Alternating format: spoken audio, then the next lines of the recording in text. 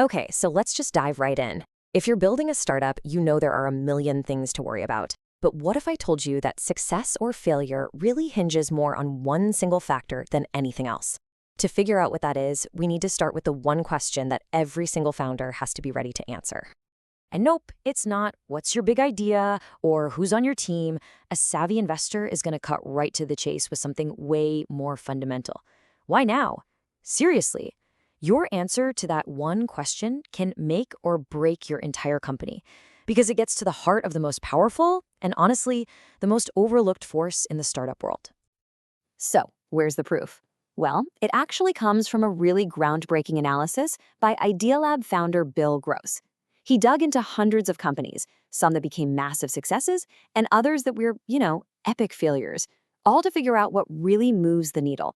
He looked at 5 key things: the idea itself, the team and how well they executed, the business model, the funding they raised, and finally, timing. Now, of course, all of them matter, but the data showed that one of these just completely dominated all the others. And the result, well, it was pretty surprising for a lot of people. 42%. Just let that sink in for a second. According to his research, this single number is how much of the difference between a startup succeeding and a startup failing came down to just one of those 5 factors. That's a huge slice of the pie, way more than any other element. And here it is. That factor was timing. The data showed that being in the right place at the right time was more critical than having a brilliant team, a totally unique idea, or even a boatload of cash from investors. The moment you choose to enter the market, that is the most important variable. Okay, let's make this real. Think about Airbnb. Investors famously passed on them because, let's be honest, the idea of renting a room to a total stranger sounded kind of crazy. But they launched right in the middle of the 2008 recession when people desperately needed extra cash and travelers needed cheaper options. Their timing was absolutely perfect. Now, contrast that with Webvan, an online grocer from the late 90s. Great idea, right? But just catastrophically early. The market wasn't ready, so they had to build all their own expensive infrastructure from scratch. It was a classic case of being way, way ahead of their time. So here's the big takeaway. Timing isn't just about getting lucky, not at all. It's a variable that you can actually analyze and plan for. And the first place you have to look is the big picture, the broader economic wave you're about to launch into. You know, every economy flows through this 4-phase cycle. In an expansion, money is flowing, investors are optimistic, and valuations get really high. Then you hit the peak, and you can feel the caution creeping in. In a contraction, funding gets super tight. But then, in the trough, the bottom of the cycle, that's when some really unique opportunities pop up, often at a discount. Each one of these phases is like a different playing field for founders. In fact, economic downturns act as this really powerful filter. As Pradeep Tagore from National Grid's venture fund points out, the tough times are when you find out which corporate VCs are serious long-term partners and which ones are just tourists who were along for the ride during the good times. A downturn can actually be a fantastic time to find partners who are truly committed. Okay, so we've looked at the big macro environment. Now let's zoom in a little bit down to the micro level, your actual customers. How do you know if they are truly ready for what you're selling?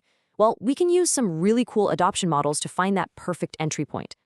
A classic framework for this is the Technology Adoption Lifecycle, or TELC for short. It's a model that's been around for decades, and it basically describes how a new idea spreads through a population. It helps you see your market not as one giant group, but as a series of totally distinct groups of people. So the TELC breaks your market into these 5 groups. You start with the innovators. They're the tech geeks who just love new, risky stuff. Then you get the early adopters, who are visionaries. But the real challenge, the place where so many startups die, is crossing what's called the chasm to reach the early majority. These are the pragmatists who need to see proof that your product actually works. After them, you've got the skeptics in the late majority, and finally, the laggards who pretty much hate change.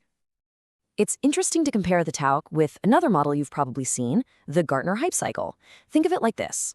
The hype cycle tracks the emotional, often irrational journey of a technology, all the hype, then the big crash of disillusionment, and then finally productivity.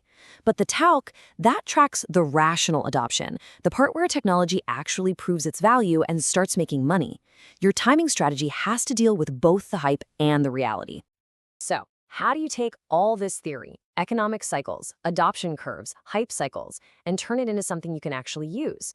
How do you build a rock-solid, compelling answer to that critical investor question, why now? This is where a strategic checklist is your best friend. It helps you pressure test your timing across 3 really critical dimensions. First, behavioral readiness. What specific barrier has recently fallen for your customers that makes them ready for you now? Second, technology. Why is your idea affordable and doable today in a way it wasn't 5 years ago? And third, the macro environment. Are you riding a new policy wave or building something that can survive a recession? At the end of the day, this whole framework is about moving from just hoping for good luck to strategically engineering it. It gives you the tools to analyze the world around you and make a deliberate choice about when to launch. So the final question you have to ask yourself isn't just if your idea is good, but is it an idea whose time has finally come?